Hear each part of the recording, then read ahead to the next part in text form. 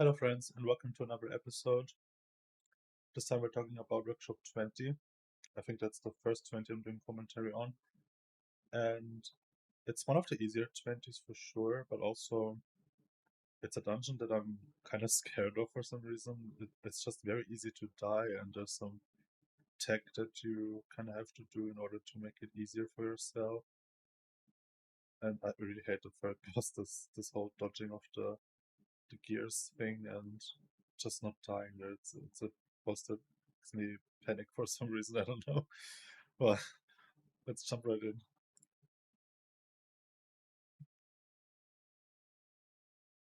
As always, this first pack is not, well, it can make or break the dungeon, of course, but normally you just dot the mobs and try to do as much damage as you can. Like, I like to pop Shadow Fiend here and an inside charge, and then just basically maximize my number of inescapable torment procs.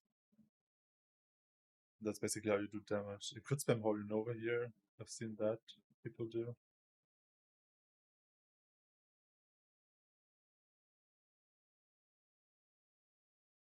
I think at this key level you generally survive one explosion from the mobs.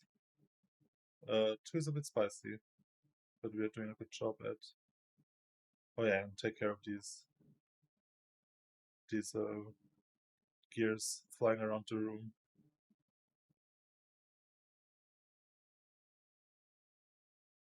Yeah, first boss. I'm not focusing a particular mob. Don't think it matters that much. You're not doing any damage anyway. But the goal here basically is to, well, keep one target or two shielded before every AoE, and then go into each AoE with Mind Blast if you have it, and then well-timed Radiance into Penance. Here, Penance into shield another target. And that's basically it. You don't have to do more than that. You can press Premonitions if you want to, if you feel like it's spicy because you get caught off guard. You can also use Evenge. Can also use Uppies for damage here. It doesn't really matter. Like here, I don't know. Pop my Piety and an instant Radiance, and the way to die here is getting caught by one of these saw blades and then getting chucked into one of the bombs. So you should always stand in the middle of a square, basically. But also, try to not stand where I just stood like 10 seconds ago, like right in front of the boss, because you don't want to bait the things there, the bombs. You want to bait those towards the middle, or, well, not where the melees are or where the melees are going to go. So where I'm standing now is bad, but I know there's no bombs coming now, so I'm gonna move away from there. Like here. See how I'm positioning myself. And I get chucked there.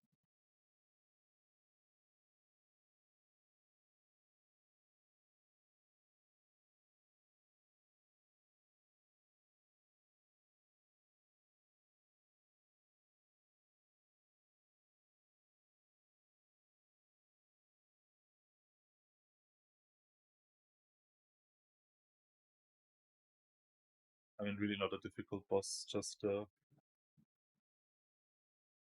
don't land in one of those bombs under any circumstance. I think I make a little fuck up here towards the end, which is kind of funny looking actually. Let's see if it was this one. Oh yeah, it is this one. It is here actually. Look where I'm landing. Oof. I actually didn't know this could happen. So I wasn't. There's a certain overlap where you get thrown and then you also have the saw blades. And I managed to get thrown right into it. Really bad. Oh yeah, you can also melt this, by the way. I think I tried to even, but I got the timing wrong. But you need to melt like as the. It's like in mists, the charge mobs. You can melt it while he's charging, and then you don't take damage. You can't do it before for some reason. You don't have to though. It doesn't do enough damage to warrant even trying to learn how to meld it.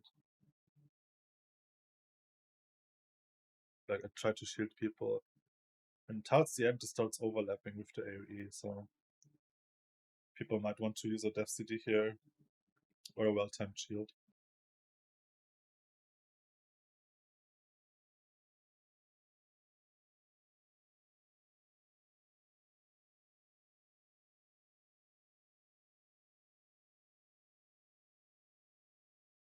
Yeah, here again I get not cautious enough when I get 2 ticks from the saw blades. I actually want to have clairvoyance at this point for the next pull. I'll explain you why in a second. So I'm a little bit late on my premonition, not sure. Oh yeah, I'm losing my Kazan sticks here. Not good, but it's also, I think, not a good dungeon for Kazan, honestly. So I'm not sure why I'm wearing it. I do wear the Mr. Pick Me Up because I think this is a damage that doesn't have a lot of healing checks, but you rather want more damage, and Pick Me Up provides damage. Yeah, checking if you added the mob after the skip. Or if you made the skip rather. Okay, and here, or pause. So you get the first AoE, and normally I see people popping clairvoyance here. And what I do here instead is I'm calling for like normal death cities, and I place my barrier, and I just kind of heal this netty. Because what I want to do instead is, you see those corrosive gunks that are doing the heal absorb, and we failed to. I'm not sure. I actually called for them to let it go through, I think. And I want to heal this off with my clairvoyance instead. That way we don't have to do this whole lining shenanigans and stuff. This might not work on a 21, and even there it was kind of spicy because I think we get another absorb that we're not meant to get. As you can see, I just popped my Shadow Fiend and use 4 penances to like quickly heal it off. And the tank also might want to paints up there again if they get a healing absorb. And here we should kill this before they do another one. I'm not sure why we are so slow here. So we're gonna get more absorbs here, I fear, and then I'll try to line it. We are not doing a good job here. We could have all lined this. Instead, we are getting even more heal absorbs, and I'm out of healing at this point. I don't want to spend this inside charge here, so I'm just using my penance, my uppies defensively to assist with healing off this thing. But as you can see, this healing absorb has a duration, so you can just kind of wait it off. We are super slow here actually. You can be much faster here. And now we have to also wait for the machine to. We're just kind of anxious to cross this place while the machine is over there. So we wait for it to move and then we cross.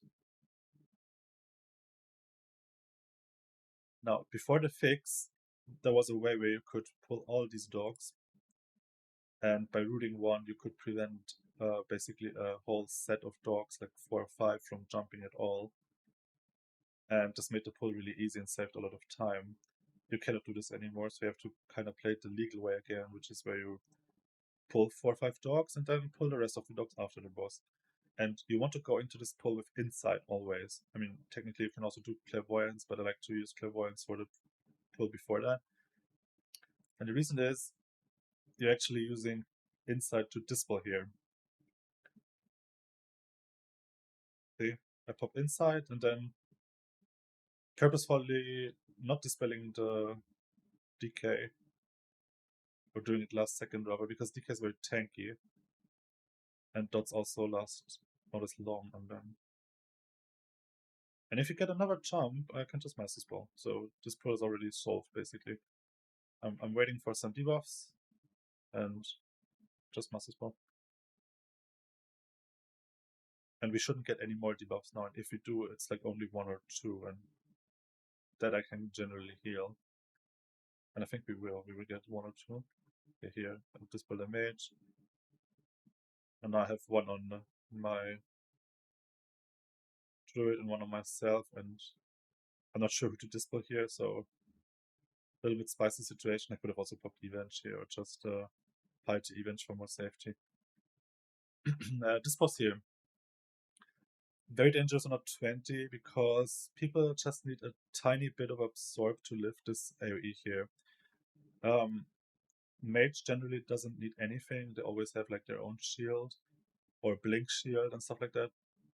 Druid really wants a shield. I mean, they could lift this with bear form, but obviously a druid doesn't want to bear form all the time. So if you only shield one target, well, shield your druid. And maybe yourself. I have a bunch of avoidance, so I will never die in this situation, but also I'm not really sure how much damage it does. I didn't really check it in this one website where you can check how much damage you can take from an ability before you die. And I will also occasionally call, I don't know, like AMC or Mage Barrier here just to get it on CD. Can use it like once a fight and then have it up for the second dog pull. I will say though, while it's not a difficult fight, in the sense that you don't have to do wonders to keep everyone alive, you still have to be on your toes to not forget to shield people and kill the group up quickly before, like after the jumps, to heal up for the second dispel of each phase. And then also, of course, hide behind the thing, behind the square, and then not bait the next square next to the one square that is exploding. Also very bad.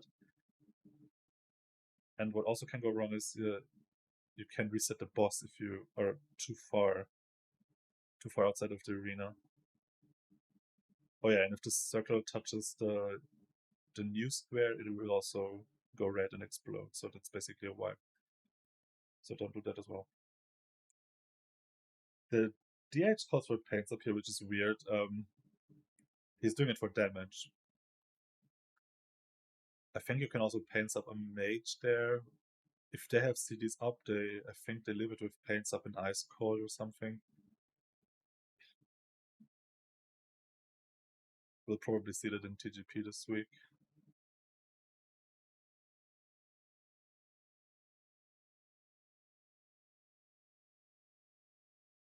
Oh yeah, I can't dispel the DH here because he's lining me.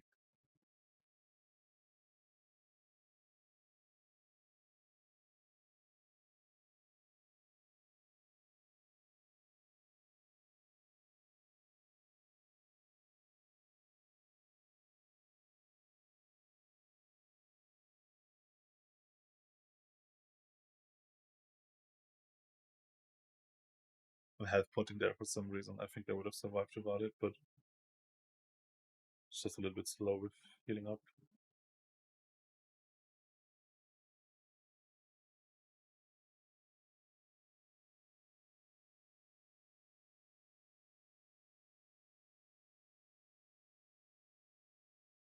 So for this next pull, I actually want to have Clairvoyance up and and Insight.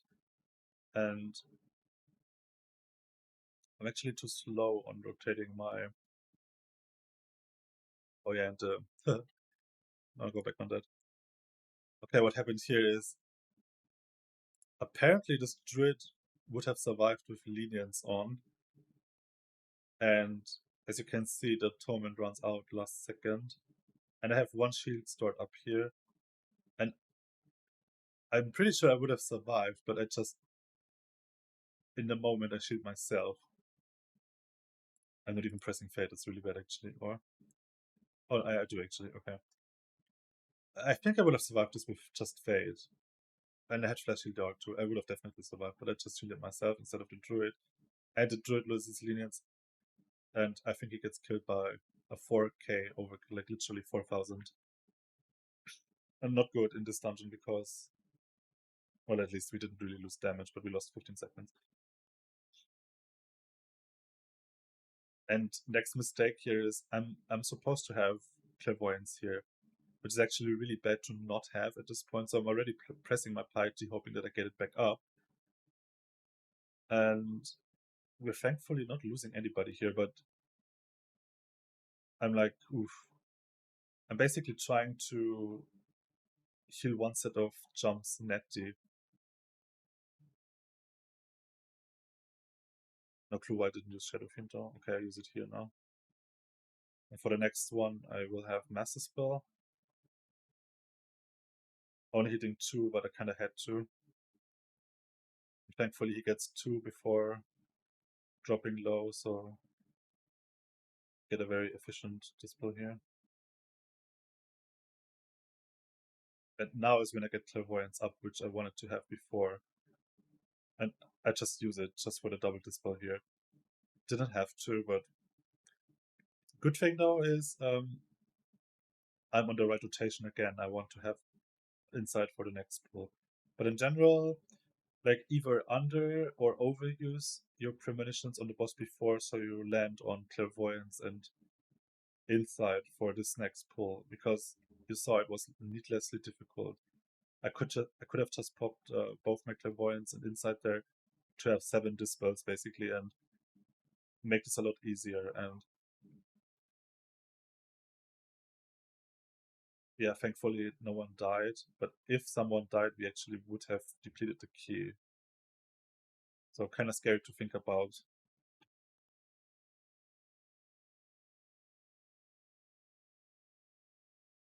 I will not use anything here. This is a pretty boring and easy pull.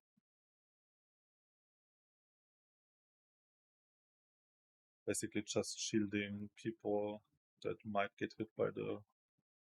I don't know, I'm never trusting my DPS to kick or stun these all the time.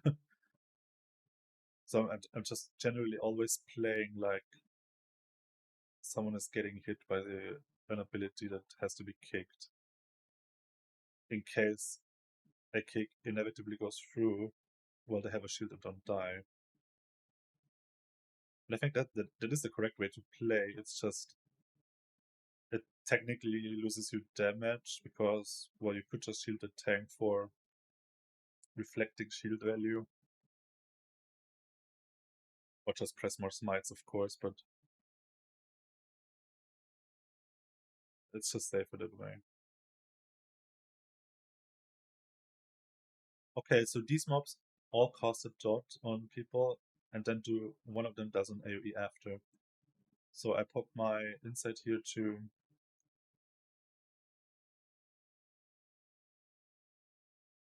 help with dispels, but for some reason they're distinct or something. Like I've seen them cast 3 dots in a row. Sometimes we'll only cast 2, and then someone casts the AoE. So if you go back, you saw me like kind of waiting for one of these dots, and basically miss my entry to heal this AoE here. But of course, you can always just look at like this part here when they cast the dots, right? From your weak auras, if you have them. This AoE hurts, you should be prepared for it. Oh, and the mage almost died, holy crap. I think he's trying to pull something. A funnel. Oh my god, there's actually so many opportunities where we could have depleted here.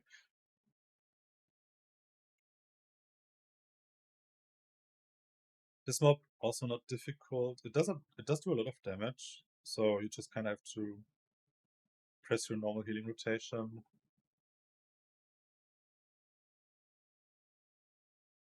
And I think I will use uppies here.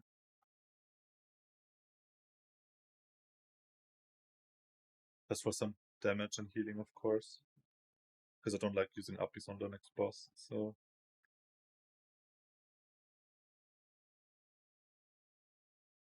What if you have to dodge and then you're getting kind of fucked?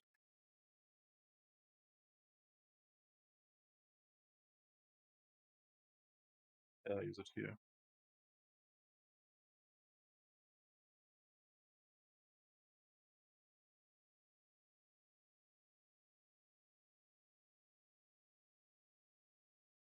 So next fight I'm gonna start with Clairvoyance. Which is exactly what I want.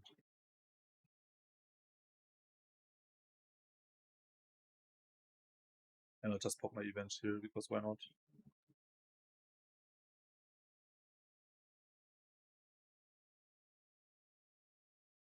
this section here, low-key also kind of difficult, for me at least. And it's exactly, wait a second, this part here. You have to make it over this box, and I just cannot make it for some reason. I almost get caught here really bad. And here you have the choice to like walk through it now or just wait, and I just opt to wait. I have cloak and everything, but I just don't want to do it. We could have pulled there already, like I don't know why they're waiting for me. Okay, this boss. Note, by the way, I want to pause here. From my other videos, you know that normally I like to color the playder of each dungeon, like the mobs. I didn't do it for this dungeon for some reason, because it's a dungeon with not a lot of trash mobs, and it's yeah, I don't know. I didn't feel like doing it, but I should have actually. You can see it's everything is blue. It's kind of confusing. And this first part here is basically the most difficult. You get 2 dots immediately, and I really like to panic here for some reason. Do not stand here where the blades are spawning. I've wiped through this before. And I'm just kind of focusing the plant for some reason, even though I'm not doing damage anyway. And the goal for the DPS is just to, well, kill this pack very fast and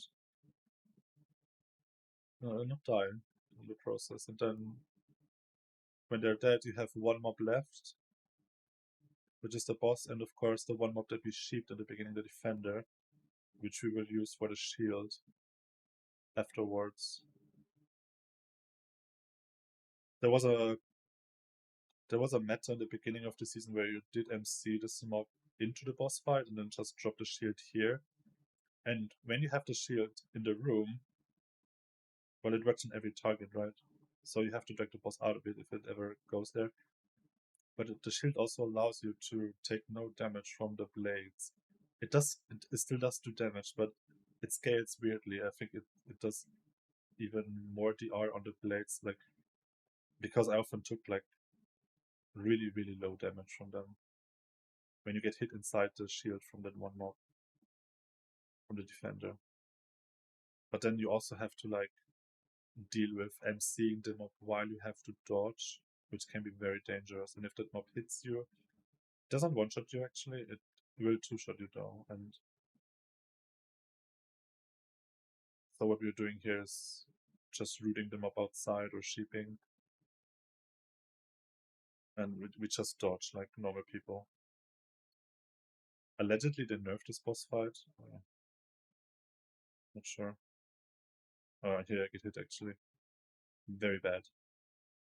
But it can happen, like, honestly. It is kind of hectic boss fight. But you as a priest survive it with a shield, I think. Shield and maybe they nerfed the damage, maybe that's what they did. Because I remember getting one-shot by these before.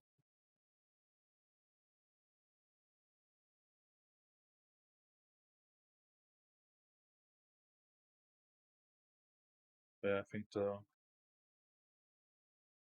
yeah, as you can see, I started to MC eventually because the mob got out of shape. Ooh, and the mage here takes a line. And you see I have to dodge now while the mob is out of MC, while also healing the mage and dodging the blades. So it can go wrong really fast. I had to heal the mage here, but I also got chased by that 1 mob you saw. And there were 2 blades chasing after me as well. So, not an easy fight, honestly. Okay.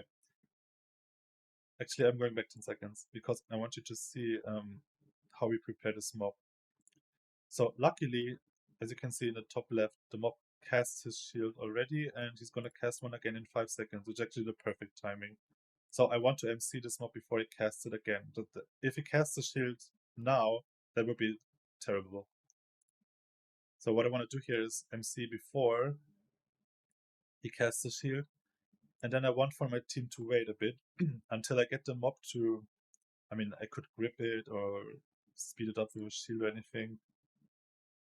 But actually, yeah, I think I have speed shield skill. And now I just walk it into the mob, and I will. You can see my mouse button here on the shield, and I place it immediately down here. For some reason, DPS are very annoyed by this, having the shield down there, because their first instinct is to run upstairs. But you cannot do that. The mob is not as fast, and until you get the shield up there, you're already dead, because one dot tick, or two dot ticks rather, just put you to like 30% without the FCDs. And at this point, I'm just focused to get the shield down so everyone is safe. Yeah. So I'm calling here to just move the mob down. We play it down here and it's fine. And I place the mob here. You see the purple icon? So I have some ample time when it gets out, which I see now in 2 seconds. I get to re-MC again. Here, Dominant Mind. And now we're in trouble for 3 seconds or what, until we get into the shield again. So I pop my Clairvoyance and just kind of heal. Like, you take no damage under the shield, you just take a lot of damage with no shield. The rest of shamans are healing this without anything. But they also play with melees who are a lot tankier than like my mage or druid here, for example. Again, the mob is here on the outside, and I think I opt to not re-MC it again. I melt, so the mob doesn't clap me. And because we don't have a shield now is where we are starting to use like barrier, mass barrier, and thankfully the mob casts another shield. But everything's dead anyway, so we kill it off and then go on to the next part. This is the most dangerous part, I would say, of the dungeon, because you just kind of have to coordinate the mind control, positioning the mob correctly, and also making sure you get the shield when you get the shield relatively quickly after running into this pack. If you don't, well, you could be in trouble.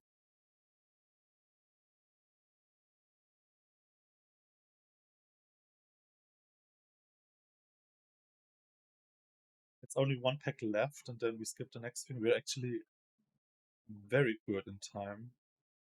Time are very good.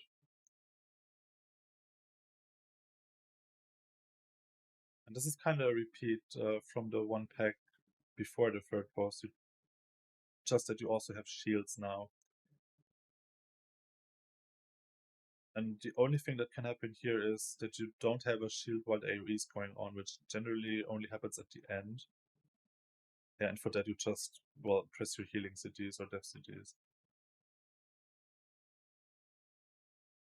I like to run out of this AoE. I'm not sure actually if it kills you or not. So here we get another AoE, for example, and well, we pop Darkness. But I will also use Revenge here. So we have over 7 minutes left at this point, which is more than enough to kill the next boss. However, something catastrophic is going to happen here. You will see in a second.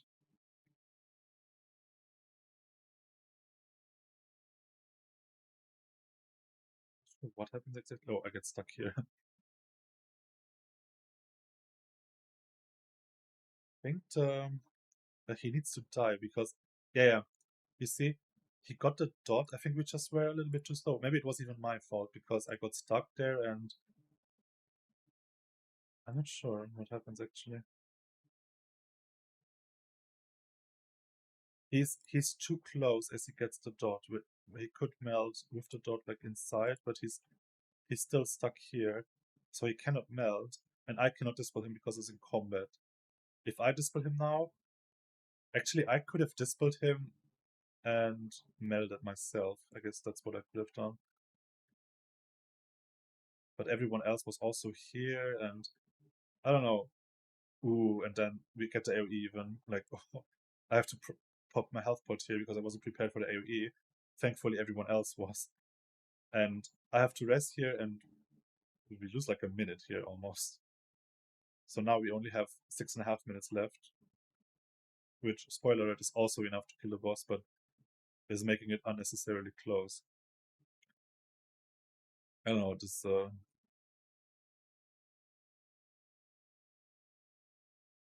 was a bit messy. So, but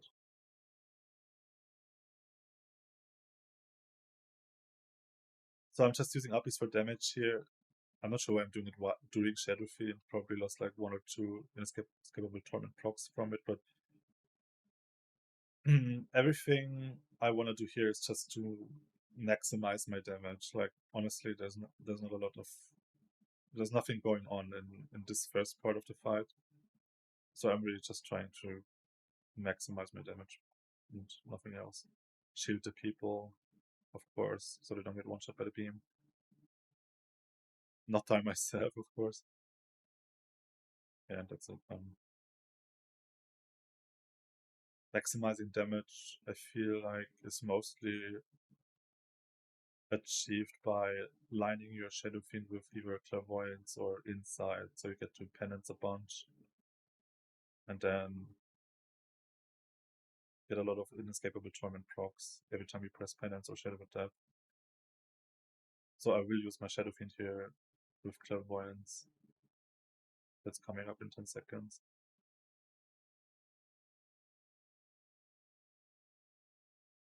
I'm not really worried about not having Clairvoyance for the first AoE for the next phase or something, because it's not super difficult. Cancelling my penancy actually to shield myself because I don't want to die here for greeting damage.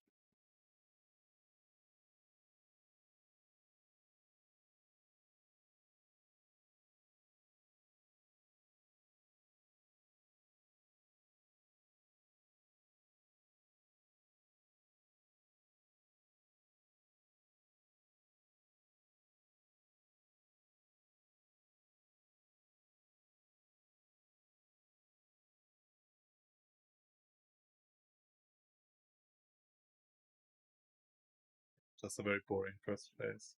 Sorry, not a lot to talk about here.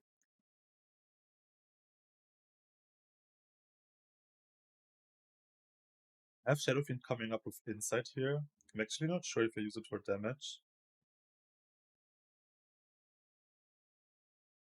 or if I just kind of hold it for the first AoE. Well, let's see. Yeah, so we have 3.5 minutes now. Oh yeah, something I wanted to say. I'm not gonna go back now because I don't want to make the video unnecessarily long, but if you go back, you will see that I had a very bad PI there. This PI here is good, it's on a mage. But my first PI kind of got ready after Surge had... It didn't end, but Surge only had like a few seconds running. And I checked the logs, how much damage he was doing in the time frame, and well, it was not a lot. So basically this last PI that I did on the mage here was not very good.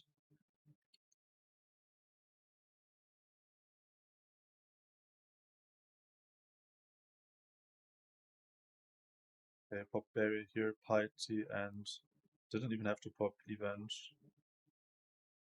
Okay, back to the PI thing.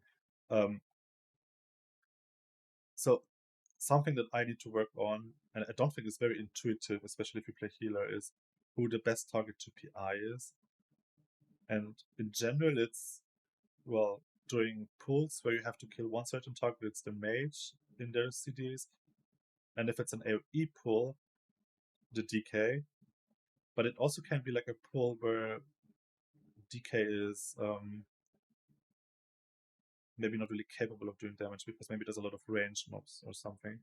And then it also could be very good to PI a druid, for example. Okay, back to this fight. Sorry. Make sure to shield the people that get the beam. You can also meld it. If you can't, use a Death City. Also could use pain subs here. Tank doesn't need it. And this AoE is honestly very easy to heal. Just use anything really, like one of the premonitions you've saved up, or of course Evenge as well. I do not like to use uppies here. It has killed me before. Because sometimes you get these wandering electro things here. And they get dragged towards the magnet in that phase. And if there's magnets in front of you during the big AoE, you actually cannot dodge it in upbeats for some reason, and it just will one-shot you.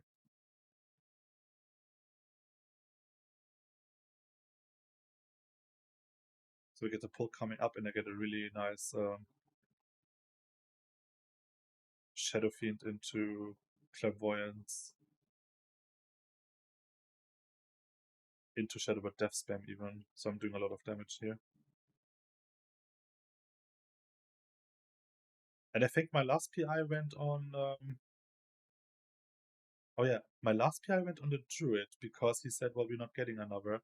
But, pausing again, sorry. I could have held the PI, and then used it here on the mage after a minute. And I think this actually would have been more damage. So, what I want to say is, don't be afraid to hold your PI sometimes, even though you would think it's inefficient.